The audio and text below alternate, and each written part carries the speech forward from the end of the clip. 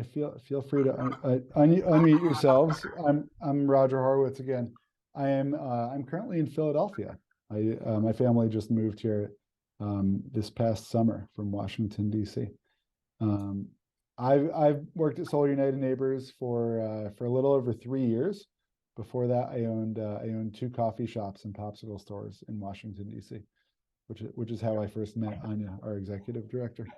But I'm here to answer questions. Also, see what you all have been working on. If anyone here has solar, your synagogue has gone solar.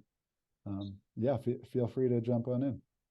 I have just a question, something from your presentation I just didn't quite follow.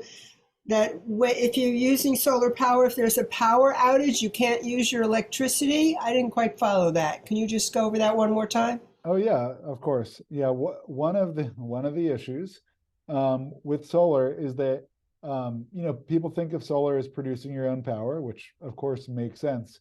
But because your home is, well, for the vast majority of people, you're connected to the electric grid. Your solar is producing during the day and then not at night, and at night you're getting power from the grid.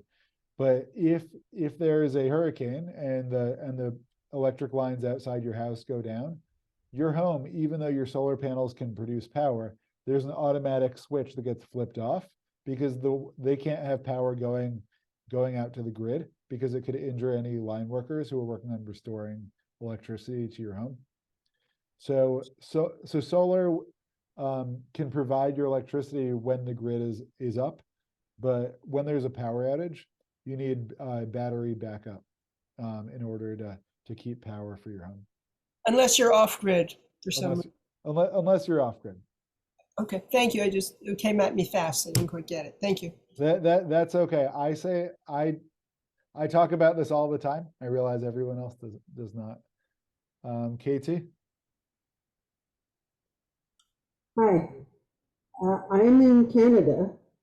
So part of my question is whether what exists here of this nature, but the question my son was just asking is, do you guys have, or could you direct us to, any kind of compiled list, either state by state or county by county, however, of which jurisdictions do permit one-to-one exchange with the grid and do not have prohibitively high minimum rates that make it all uneconomical anyway? Does such a list exist? I can definitely, well, I'll share my email in the chat also, but I can look it up for you. Unfortunately, I do not know about Canada at all. I can look it up, but I mean, in the US, it depends. A lot of the time it depends on your state, but a lot of the time it depends on your utility. Because for example, like in many states, the rules that the state makes only apply to what they call the investor-owned utilities, which are, the publicly traded big utility companies. So a lot of the time those rules don't apply to the rural electric co-ops, which, like the Tennessee Valley Authority would be an example. There are so many utilities, and it is so complicated. That's what we spend a lot of our time doing, is research for people to try and figure out the rules in their area. But yeah, I'll share that so you can send me a message. I'm happy to look that up for you. Rabbi Robin. Hey, Roger, thanks for being here. I moved a year ago to a rural part of North Carolina called Efland. And we are on the top of a mountain. We've looked into solar quite in depth, as a lot of the neighbors up here have also done. And there are a couple of questions that we still haven't resolved. One is, if there's damage to the roof, how is that fixed? Like if a roof is going to need repair, or if a roof has leaks and you've got, your roof pretty much solarized, do the solar panels need to come down? Do you have any thoughts on that? Yeah, definitely. We always recommend that you get your roof inspected. Most solar companies will do that. Will do that free of charge. But yeah, if you're going to need to replace your roof in the next 5 or 10 years, it does not make sense to put solar on it. Most of the time when you get a contract to buy solar panels, they will have a price in there for a remove and a replace. And they usually write in and they say, hey, if within the next 10 years, it'll cost either $2,000 for remove and a replace, or sometimes they'll put it'll cost $100 per panel. So it just depends how many solar panels you have. So they will actually put something in the contract, meaning that they will come and remove the panels, replace the panels, and then the individual can do their repair or replacement work separately. Yeah. That's often in contracts. That being said, it's more money. Right. Well, that makes sense. Yeah. So usually, I mean, the best time to go solar if you're doing it on your roof is is when you have a relatively new roof. Or that's also, because of that issue, that's why people who have more land or in more rural areas tend to do ground mounts. But yeah, it really just depends. And also, obviously, reading your contract is always important. But most solar panels and inverters have a 25-year warranty. Right. We've been told that. Yeah, so that's why I would always, yeah. And so, do you find that most of the solar companies are above board about the roof inspection? I mean, I'm concerned about this because we have had 3 different companies come out and talk with us, and a couple of them have walked away, and we've just had really, really bad tastes in our mouth. And then we found one that we really liked, but then these other questions came up. And again, so we're on the top of a mountain here. If the power goes out, the power goes out. And we are in a part of the community where there's no gas lines at all. So that means we either need to invest in a propane tank or some kind of a generator, which, is a little bit counterintuitive to the whole point. Yeah, I mean, that's the perfect scenario where, batteries make a lot of sense, especially, with batteries having the 30% federal tax credit as well. But yeah, I mean, honestly, in terms of installers, the vast majority do the right thing and are honest, but like all industries, not everyone is.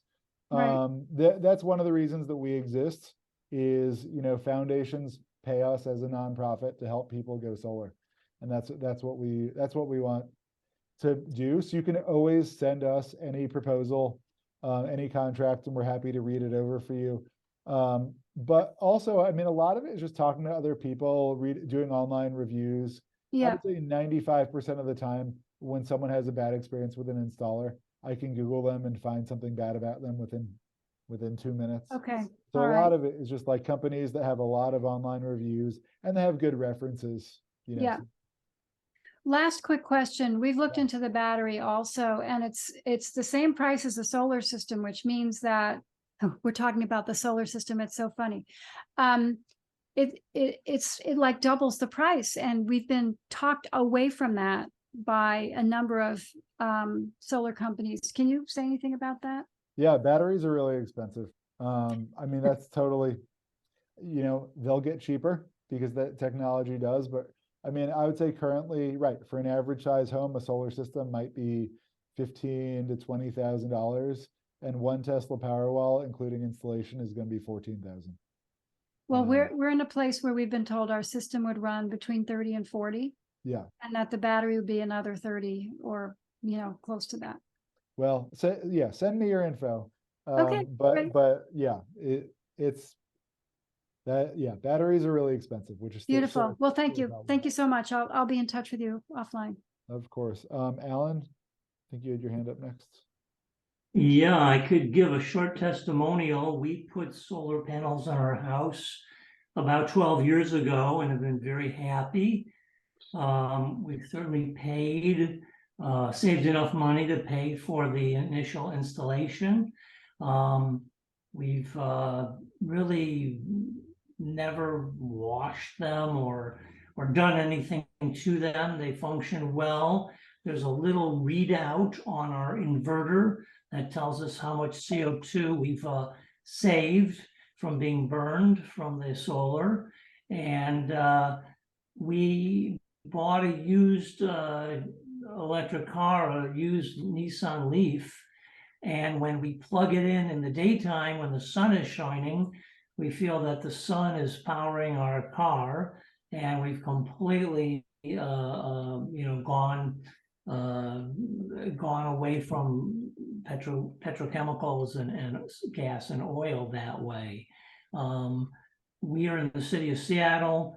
We have a city-owned utility that pays us a premium for the kilowatt hours that we sell back, which has been very helpful to to offsetting the cost of the system over time. We get a check every year from the utility company. I do plan to replace our roof in the next year or two, and yes, they will have to take the panels down and put them back up. But I think it's all very worthwhile. And I can't tell you how pleased I've been that I did it when we did it. So, well, thank you. That's my story. That's amazing. I feel like you could be paid as a spokesperson for I'm glad it's worked out so well for you. That's great to hear. Maria, I think you were next. And friend, just a reminder, we have about a minute left before we're going to go back into the main room. So try to keep the questions and answers brief so that we can hear them. Okay, and then I'll share my info, and I'm happy to talk with anyone, offline also. Roger, thank you so much for your time this evening. I'd like to know, what is your experience with battery backup costs? Is there a price reduction when batteries are purchased in bulk, or have you had that experience? Batteries, you'll see it if you're buying two, the second one is always going to be less than the first. So that kind of thing works. I mean, because all the dealers work that way. But they're still they're very expensive right now. At my house, I have not got a battery for that exact reason. I am waiting for next year when my Nissan Leaf, in theory, they're going to produce the technology that I can plug that into my house, which I do already, to charge it and have that power in my home. But yeah, batteries are just really, your average installer, a new Tesla Powerwall or Enphase or LG Chem battery is about $14,000, and usually the second one maybe is between 10 and 12. Thank you. But, have you had any reviews on other Powerwalls energy backup systems other than Tesla? I have not been hearing very good reviews from people that have the Tesla wall. Yeah, I want to move over to Robert just so I can get him in also. But yeah, most customers that we know now use the Enphase batteries and tend to prefer them. I just want to remind all of us that there is a climate crisis going on, and individual installations won't do it. The reason that I was so interested in the idea of co-ops is it's a group of people who are joining together to do something that would be meaningless if done individually. And we have to learn how to demand that there be funding. It's crazy. The European Union has a commitment now to do 20 million homes fully electrified in the next 7 years. 20 million homes. And so I would urge everyone to think, if you're at the top of the mountain, there are people who you pass every day along the way.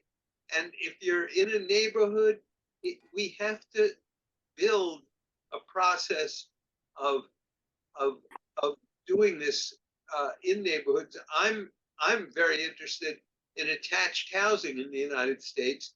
There are between 11 and 14 million units, depending upon how you count, and most of them are lived in by low-income people. And so focusing there, you get both the social equity of electrifying the house and the process of organizing communities. And I think that's really what we have to focus on, because we're not going to be able to do it house by house by house. Yeah, I've had my screed. I think you're absolutely right. I mean, that's, you know, our organization, that's the reason that we started doing this. But I mean, you're right. We want to support everyone along the way. But I think, I mean, you're absolutely right. Every single thing you do, you double your impact if you can bring someone else along with you. Right. If you can bring your whole neighborhood. The stat that we always see, and our executive director loves to talk about, is they did a study that for every person that puts solar on their home, on average, they inspire 5 other people to do it. Because to a lot of people, it's still this kind of new and scary technology. And even though there are millions of solar homes, same with heat pumps, same